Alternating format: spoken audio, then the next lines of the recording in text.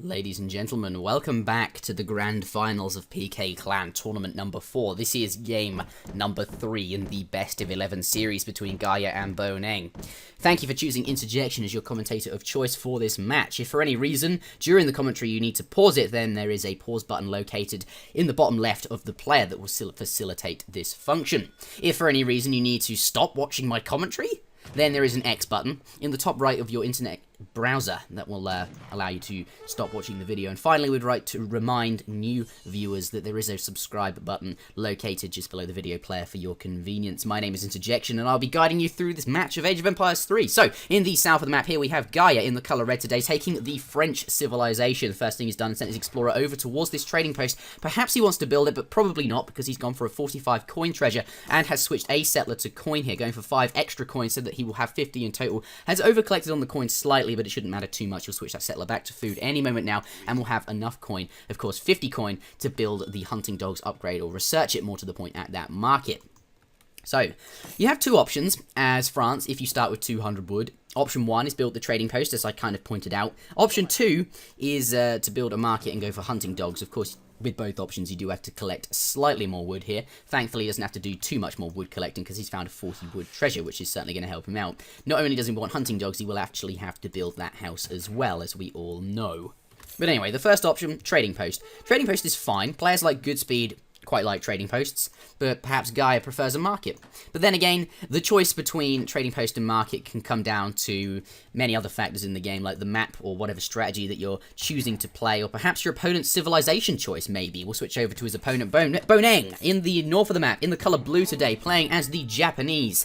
The first thing he has done is build a consulate with, of course, his settlers. Costs 200 wood, a very hefty wood investment, and it means that you do actually have to collect a little bit of wood with your settlers, which, of course, is going to slow you down to the next age, but not too much, bearing in mind that he has allied himself. You can choose, of course, who to ally with, but has gone up with the Portuguese here, and the Portuguese decrease the cost of all buildings by a small amount. So that also includes his town centre, or rather more to the point, his age up, which, of course, you would normally research at your town centre, but since the Japanese, or in fact all Asian civilizations, actually build a wonder to age up, and that is a building, the cost is decreased. So you could say, yes, he spent time collecting wood, but then again, the age up is cheaper since he's gone up with that. But the point of getting the consulate and going to the Portuguese is it decreases the cost of shrines, and is going to allow him to shrine boom as well, more efficiently. As we can see here, that's not a shrine, it is Duba the pet monkey, but this here is a shrine, and he's built that, of course, after he got the Portuguese. Now costs 107 wood, and as you can see here, say he's 107, but is now 75, because Kami, Heavenly Kami, has just arrived. Decreases the cost of shrines by 25%, so stacking that on top of the Portuguese bonus there, and it also increases the gather rate from shrines, so really going for a kind of, looks like a shrine approach, or a shrine boom, which is one of the Japanese play styles, similar to British in the way that they both build by, or boom more to the point, by building houses here, but going in for the kill for this 85 wood treasure, which is essentially a free shrine if he can get a hold of that. Normally would actually be building the shrine right now, or a shrine with one of his explorers, of course this one, but is instead investing in this treasure by killing the tiger. His other explorer, or this is Duba the pet monkey again, hello Duba, his other explorer is over here, scouting his opponent out, but coming towards this treasure quickly to help with the tiger, and if he's not too careful, he might lose his explorer there, and that is really not going to be good early game. 45 XP to Mother Nature there. Of course, Mother Nature off to a nice early start. So, this final explorer having to come in to kill the tiger to get that, and, you know, not able to actually build that shrine. He has the wood to build a shrine, but he's invested in this treasure, killed a tiger already. Unfortunately, was punished for only having the one explorer, and is going to have to finish off this tiger before he can build that shrine, but is now aging up, and is, of course, switching some settlers over to wood. He'll switch his shrines. Yes, switch shrines just been switched over to wood as well. Of course, gonna, similar to British again, get some wood in there to build some shrines, and of course they are much cheaper. Going up with the Tashagu shrine, which decreases the cost of shrines. Well, actually, no, it doesn't decrease the cost of shrines. It improves the efficiency at which they collect resources. So, another thing stacked on top to increase the, the ability of his shrines to generate resources for him. Also functions as a shrine as well, just a really big one, and supports 20 population. So it's really nice in the sense that you get 200 woods worth of population absolutely free. But, yeah, for the most part, he's been collecting food from berry bushes, and you might say, well, why not? Well, of course, we all know that they're vegetarian, can't collect from animals. And, of course, the shrines are built next to animals so that animals can be tasked to them. But you might wonder, where is his cherry orchard? Well, all this time he's been using the rickshaw, of course, to do some scouting. And he's going to bring it back to his base now, of course, just in time for the Colonial Age, when his opponent will start to add in units, perhaps, and doesn't want to lose the cherry orchard, since you want to turn it into a food source. Very, very important. Anyway, we'll switch over to Gaia, see what he is up to. Gaia, of course, up against the Japanese, very, very good civilization, and arguably a strong, very strong civilization. And what is the best way to deal with Japanese? Well, you can be fairly aggressive early game. A crossbow pike rush is quite strong against Japan, since, of course, again, similar to British, have a very nice economy once it gets going, but can be a little bit susceptible to early pressure if press hard and fast. We'll see exactly what he intends to do. We've got two settlers a little bit forward, not exactly on the periphery of his opponent's base, but perhaps that's not the nature of the strategy he's trying to do. He doesn't want to be that aggressive. Going to pop up a barracks near the kind of mid-center of the map, near this hunt. Of course, only has the one hunt in his base, and this will eventually run out. This is going to help him secure these hunts, but also allows him to be a little bit aggressive, since the barracks is a bit far forward, and will reduce the replacement time for units that are trained at the barracks to get into the fight. 700 wood is his first home city shipment, so we might see a crossbow pike rush, as I said. He might add in a second barracks once that 700 wood arrives, but then again, perhaps not, because we see him building trading posts. He already has one, and has gone for the second one here as well, and this indicates that perhaps not going to be so aggressive in the Colonial Age. In fact, investing into the land for a military boom, for an economic boom. Here we have Duba the pet monkey again. So then, Gaia not investing in the military, and going for this economy. Looks like he's going to go for kind of a timed push, where he's going to invest in his economy early on. Yes, I say that, and as we can see here, he's actually training pikemen. But first of all, of course, got to neutralize the strong aggression from the Japanese player, investing in early aggression with this dude with the pet monkey. But anyway, joking. He can use these pikemen to, of course, kill the shrines, and if up against a Japanese, which has been played perhaps as a standard Japanese, then he's going to have not very many units on the field, so Gaia will have the opportunity to use these pikemen to perhaps kill some shrines, such as this one that he's not actually scouted down here, and kind of stifle that Japanese boom before it gets going here. 4 settlers now on the way, continuing that boom, and perhaps he'll think about going up to the Fortress Age so he can make use of the boom when it comes to fruition. He can train those more powerful Fortress Age units, and of course, these trading sites have been generating a decent amount of XP, and he'll be able to, of course, benefit from the extra shipments in the Fortress Age as well, with these more powerful military shipments will help him push out. The Japanese player, though, well, actually, he switched over to him. We see he's actually built a trading site. There's a very interesting play, certainly, from him. It's not something I expect a Japanese player to do. So we can see here, it might pay off for him, though, because Gaia, of course, going to bring these pikemen in now to bring it down. But if he can defend this, perhaps has a few Yumi archers, we see actually the trading post is about to get upgraded, so this guy's going to get reset. The Travelist man is actually going to come back here. He now moves a bit faster, and there's no way that's going to go down in time. So if Boneng is quick on the ball, he might be able to get some resources out of this. Yes, he switched to 8 to coin already, being a little fairly quick. Of course, you get no notification that it's been upgraded as the opponent, but benefited from it anyway. We'll get 88 coin out of that. Really nice there. So, Boneng bringing in his Yumi Archer, of course, to defend it. Has been investing into the economy. We'll take a look at how many shrines he has. We see 9 shrines up already. And, of course, he's already sent the settler shipment once. Now sending it again.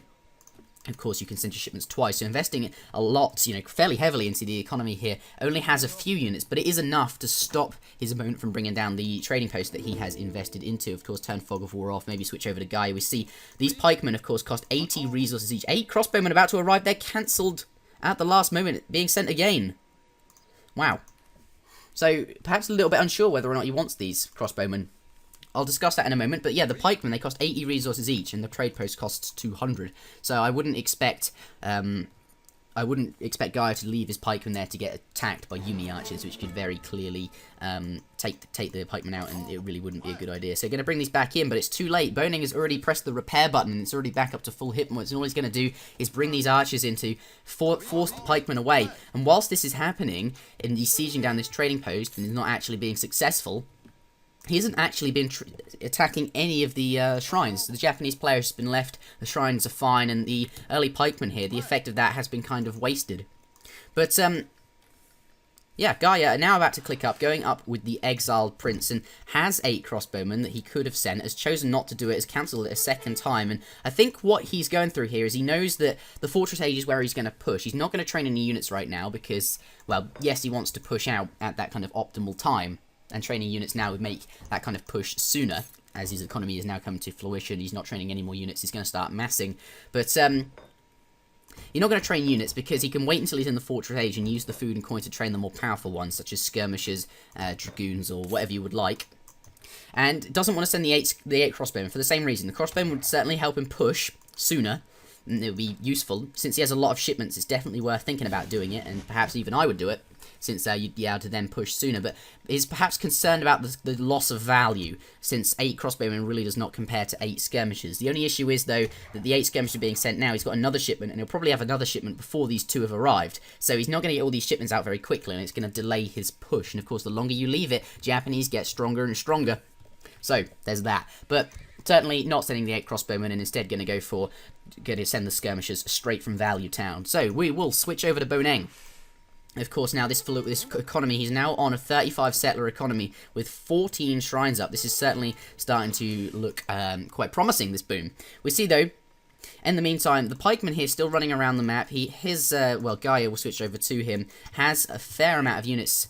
Well, actually, no, he's starting to train them. Has the 8 skirmishers as the shipment here, and obviously the pikeman he trained earlier. Cuirassiers about to arrive, 3 cuirassiers on the way. So before these units arrive, he has now decided that instead of killing off this trading post, which he's not going to be able to get, he's unfortunately he's resigned himself to the fact that Boneng has an upgraded trading post on the field. Yeah, I never finished my discussion on this. This is worth 200 resources, and if you consider all of these shrines which have been stacked up so much with the upgrades and buffs, they only cost 75 wood for a shrine. So it seems kind of strange that he decided to go for a trading post. I mean, getting an upgraded one, absolutely, it's every single time. They're so worthwhile if upgraded, but it wasn't upgraded when he built it, so yeah, suboptimal trading post, but turned out to be a really good idea. He must have perhaps suspected Guy was going to go for that, but before these, of course, all of these units arrive, these skirmishers and such, and the cuirassiers, and of course now the 2 cannons, he has had the opportunity to, of course, kill these shrines. Going back to doing that, we see Boneng bringing out some units here to kind of defend against it. Of course, doesn't want to lose his shrines. But surely Gaia will, no doubt, of course, be able to handle this. Now going back, Boneng's a little bit worried, perhaps doesn't want to get caught out by the French military. Of course, at the moment, it's coming out to that optimal push. Gaia does have more units and should be able to handle what Boneng has on the board. Yeah, these cuirassiers coming in. Doesn't look like he wants to fight it. Doesn't look too good, though. Anyway, those 2 cannons have arrived and are now coming in, so no doubt these pikemen, which are sieging down these buildings, will come into the fight. Of course, their function is to protect the cannons. At the moment, though, the cannons have only just arrived and are not in the fight yet, so he has the opportunity to finish off this last shrine before coming into the fight. Here, though, has successfully made it back to his base, and it doesn't look like he lost a few units here, so that's not too good for Boneng, but should be okay. The rest of his army's there.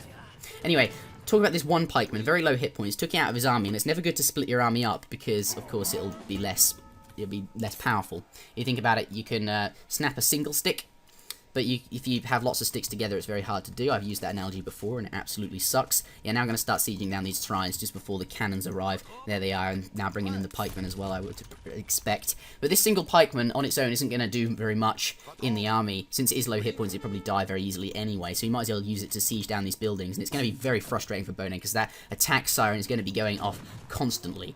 Anyway, it's all about these cannons now. This is the point in the fight that kind of matters, and I expect him to bring those in any moment now. We'll switch over to Boneng and see what he's got. Take a look at his units, and now we'll discuss their unit choices. Of course, Ashigaru Musketeer are the only realistic unit Japanese can train to defend Yumi archers with, because, yes, they've got these, as we can see, these kind of pikeman style unit, Kosha Yambushi, which are essentially pikemen, 12 damage times 5 versus cavalry, but they cost export, and you only have a limited amount of export, and you probably don't want to be spending that on anti-cavalry. There are other things at the consulate that you'd rather spend that on. And therefore, the Japanese version of the Dragoon is not as good as a European Dragoon in the sense of countering cavalry. It is, however, much better at countering artillery. So, yeah, there's that. And up against France with Cuirassiers, you're going to have to train, of course, disciplined Ashigarus here, which of course actually are upgraded, so they're not, yeah, they've got the upgrade here, Fortress Age upgrades, of course, veteran skirmishers, all of that. Anyway, Yumi Archer, a very strong unit as well, and of course there's going to be a lot of bonuses here. We see actually it went with the Portuguese ally, now switched to Japan, and of course Japan no longer needs the extra hit points from, sorry, the extra building cost. or decrease building cost more to the point. As I said, gone with Japan, which gives you 10% attack to all of your units. Now coming in here, only a few Nagenta riders here, and of course, Yumi archers and Ashigaru are very weak to cannon fire. These cannons going down very quickly. The pikemen and halberdiers not in position. The cannons going down very, very easily, and those are the things which are really going to make the difference in this fight. Of course, mostly of the Japanese military is just infantry, which are weak to cannons, so it's very important to protect those cannons. They are very influential in dealing with the fight, and here we're going to see perhaps Boneng coming in, going to use the focus down the cannon strategy and then get out of here, but the cannon has not gone down, bringing in the musketeers to kill off that cannon. The cannon is now down, possibly going to get out of the fight here and remass, go under the protection of his town centre, but actually doesn't need to, as the military is large enough to stay here, and normally it's those cannons which will focus down a lot of the Japanese military, since it is basically just infantry, in the sense that they can't actually train the, as I was saying, the Dragoon type unit, because it's not as good, and that's why cannons are so effective. But the cannons were just so easily brought down just by a few cavalry units that you managed to train in the last moment. Really not a good engagement for Gaia at all there, and that optimal push, I think he had it. He had enough military to certainly do a lot of damage, and if he could protect those cannons well, it would really be quite devastating for Japan, since, of course, you're going to have to do the kind of YOLO, bring all of your military units into the area and focus down the cannon strategy until the cannons are dead, and whilst you're focusing down, you've got your skirmishers and everything. The cuirassiers doing a ton of damage as well, and of course, cuirassiers have the area damage, so if you can get those into combat with anything, they're going to be really, really effective there. But unfortunately, that push really didn't go too well, and now we're in this position where Boneng has a 53 settler economy and an 11 shrines on the field. So there's that. His economy is, of course, very strong, and I think it's at that point where I'm going to have to compare it to Gaia's. In terms of score, though, very, very even. It's by no means over, but I'm a little bit concerned for Gaia. We're looking at 35 settlers here. We'll bring up the calculator because, of course, every time someone's playing France, you have to do this frustrating calculation, which is the amount of settlers they have multiplied by 1.25, since they do gather 25% more efficiently. That's a 43, we'll say 44 settler economy compared to Boneng. He is behind. He's going to continue to fall behind, and this is the issue. Can, however, Gaia make it back? We will see. Yeah, unfortunately for Gaia, what he really needed to do was a bit more damage than he actually did do. Unfortunately, having those cannons, or more to the point, halberdiers and pikemen a little bit out of position made losing those cannons much easier. Of course, the Nagentas came in there and managed to do a little bit of damage to the cannons and significantly weakening one of them.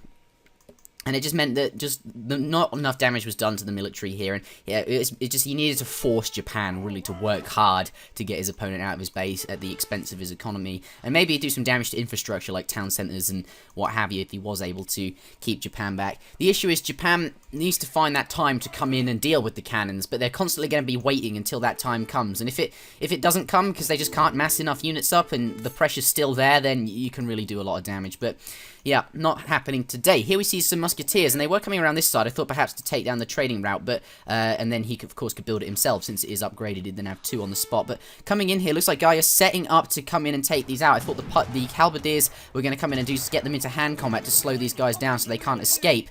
Not happening, though. He is going to have to walk past the town centre and perhaps deal with the town centres, the people in the actually calling Minutemen now. I thought he was going to garrison some units, so these Minutemen are going to be able to take some more of those musketeers down and kill them off. The skirmishers, of course, doing very good damage at range. It's not a great decision, I suppose, to be raiding with the disciplined Ashigaru musketeers. I mean, they're reasonably good at killing things, since they're musketeers. Though, cavalry are better. I mean, since they do move a lot quicker, they can escape things like this, and you can't kind of catch your opponent off guard. But at the same time, Ashigaru musketeers do move quite quickly for a musketeer-type unit. So, by no means a bad decision. Here we see Gaia. Looks like he's just killed a shrine with these cavalry. Now bringing these into the gold mine, getting some of these settlers. Perhaps going to kill 1, maybe 2 due to the area damage, but some units coming in to defend this nice and quickly from Boneng. Of course, this is the kind of play Gaia needs to keep up if he wants to get back into this game. Just going to have to be using everything to be kind of aggressive and make sure he can try and catch units like these Nagenta and those musketeers from earlier out and get them into a position where he'll be able to kill them. Here, killing another settler, but oh, that's not a settler, that's a Konshobi Ambushi, or however you pronounce it. So, trying to escape with these musketeers alive now. Over here, looks like the halberdiers were able to get into a nice position. Of course, we're sieging down this shrine in the bottom there, and we're able to kill off 1, maybe 2. These units from here just popping out of the stable, coming ahead. Going to try and get in position to head these off as they come forward. Going to slow them down. Maybe the pike will be able to catch back up. Of course, able to get into here. The skirmishers coming in from the other side. Might be able to kill almost all of these guys if he's really, really, well, if he can. Certainly doing good damage.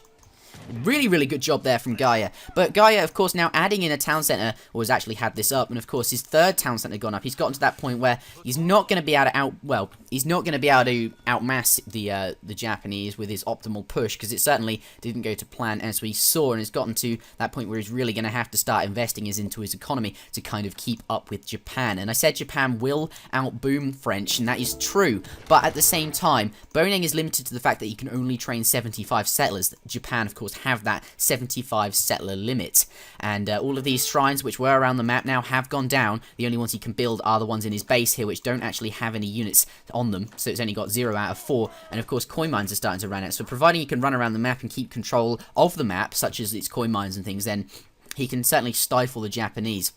France, however, are not limited to 75 settlers. They do actually have an 80 settler limit, which is still not that much better, but since their units gather 25% more quickly, it's essentially the same as having a 100 settler limit. We see Boneng now going up to the industrial age, taking this all the way through, and then he can get those really, really big upgrades, the guard upgrades. And at the moment, let's take a look at the stats of these units, because they are really, really strong already. 27 ranged attack on a Yumi Archer with 120 HP. In the industrial age, he has access to Shogun Tokugawa, who increases, I believe, the hit points of units significantly. And also we've got upgrades still to come, such as the ones in the Colonial age, which he will be able to send at some point, though I no doubt expect he'll have preference over these industrial age shipments. But certainly upgrades at the Golden Pavilion still to research and things. So these units, Japanese units, can get very, very scary in terms of their damage outputs and HP. At the moment, they're over here. Looks like a raid was coming in to try and deal with some of the French settlers, but of course, Red, having the town centre up, able to garrison them and bring in some cuirassiers to, of course, deal with the raids. We'll switch over to Garja and see what he's up to. Triple settler production, trying to catch up. And I guess we'll take a look at the post-game once the game is over to take a look at the settler graph. I'm quite interested to see that one. Looks like he's got a fairly nice mass. The thing is, though, trying to find an optimal point to push in, because really, where do you do it? We see it's now up to the industrial age, and perhaps this is the time where Garja thinks, right, I need to push now, because my opponent has just invested a lot of resources into aging up, and clearly has not been training units, so perhaps now is the best time to push. It might be. It looks like he's coming in to kill off a town centre, which, of course, Boneng has stuck up. Of course, once in the Fortress A is still a good idea, even as Japan, even though you do have a limited settler count, still a good idea to put up a town centre. Of course, has actually put up 2 and all 3 town centres. Garja has a lot of coin. He's floating a lot of coin. Food, not so much. We'll take a look at what he's got on the map. I believe, yeah, he obviously knows this is all here. Actually putting down an outpost now to secure these hunts so the raids can't get him. He can garrison the settlers in the outpost. But the question is, what is he going to do with all this coin? He needs to find stuff to spend it on. Does he have mercenaries in his deck? No. And even then, mercenaries, it's best to invest in these later game upgrades at this point in the game, such as hand cavalry hit points, which will increase veteran cuirassier, as well as hussar, though he's not training any hussar, but certainly the hit points by 15%. He's found a use for the coin, certainly to kind of put up a perhaps that was his plan all along, to train cannons. As I said earlier, cannons actually very effective against Japanese infantry. But let's take a look at these units now. 144 hit points due to Shogun Tokugawa. And look at that, a 30 ranged attack. So 144 hit points is actually the exact same as a skirmisher. These units are the same as skirmishers in terms of their hit points, and they're much cheaper. Just 55 food and 50 wood, whereas your skirmisher is actually 50 food and 65 coin. They also have a ranged attack of 30, though it doesn't have any multipliers. Well, it does, 1.5 against heavy infantry, so they will be quite effective against the halberdiers. But the skirmishers only have a base attack of 18, which is really not... so versus skirmisher versus Yumi Archers, the Yumi Archers are going to do very, very well. They're now actually honoured Yumi Archer, back up to the guard upgrade. You know, honoured is basically the guard upgrade. So they've even stronger now. 180 hit points is just outrageous, and 37 ranged attack. He really is going to, of course, Garja going to have to take control of these cannons and make sure that they are influential in this fight. But Boneng has what he needs to counter cannons. Flaming arrows are perhaps not quite as strong as falconets in the sense of their actual attack damage, but certainly have a much longer range, and he's got 8 of them. If we switch over to Boneng, we see the industrial age shipment here, 4 flaming arrows, which of course you can send twice for a total of 8 flaming arrows. Even these musketeers, 336 hit points. It's essentially just more than a janissary with a ranged attack of 42. It really does not compare to the units that Garja is able to make. And yes, their economies, or more to the point, score are fairly even. But with these units that Boneng has access to, due to all of the upgrades that Japan can stack, this is just going to be really, really hard. The Flaming Arrows here getting some shots off on these Falconets. The Cuirassiers coming around. They want to get into combat with the Flaming Arrow, but he can't do that due to the amount of honored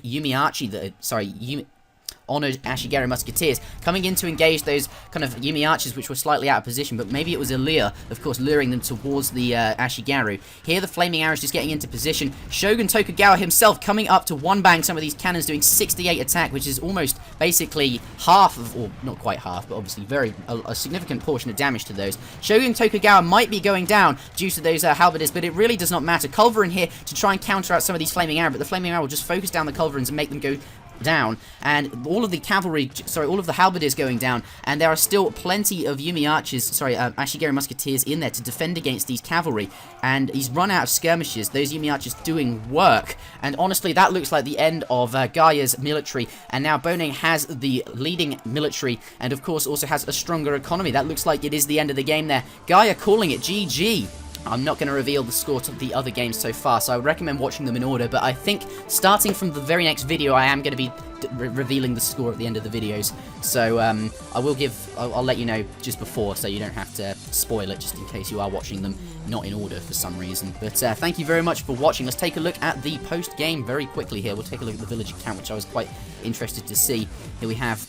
Alright, let's take a look at this post-game. Here we have the settler count. Here we see Garja in red. And of course, early game he is behind, since of course French start with less villagers, though they do gather more efficiently. We have to remember that at all times. And then has the 3 settler shipment there, so he jumps ahead, since of course Japan don't send settlers, they send Heavenly Kami instead for the Shrine Boom. And then here, 4 settlers being sent for blue, that small jump, and then 4 settlers again, so he does get quite far ahead. But of course red hits up to Fortress quite early with the Exiled Prince, and then has that kind of pressure. So we'll take a look at perhaps military unit count. As we can see around the Fortress A, starts to jump up. Here's this engagement here, jumping back down, not really doing enough damage, and then it's an uphill battle from there. But back to villager count. Of course, here, that's the 8 settler shipment from, of course, Boneng at once he hits up to the Fortress A, so continuing to boom from there. We'll take a look at all resources gathered, and as you can see, France is actually ahead early game, just up until Fortress Age, and this is where, of course, that kind of push comes to fruition, but as you can see, Japan just take off and steamroll ahead. Again, thank you very much for watching, everybody. Join me in the next video for, I believe, something not related to this tournament, if I'm going to upload that, but then we'll get back to the tournament in the following video. I'll see you next time.